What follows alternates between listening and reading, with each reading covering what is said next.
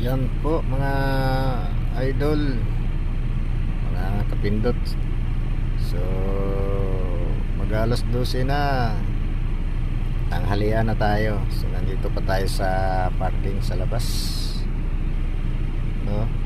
At naghihintay lang tayo na may lumabas na isang tropa para tayo naman ang papasok sa loob para magbaba, ano?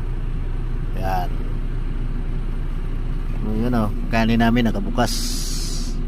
Nakabukas yan, may baon kami.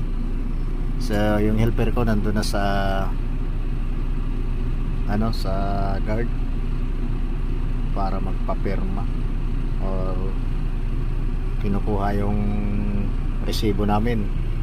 Hintay na lang ako ng tawag ng helper ko kung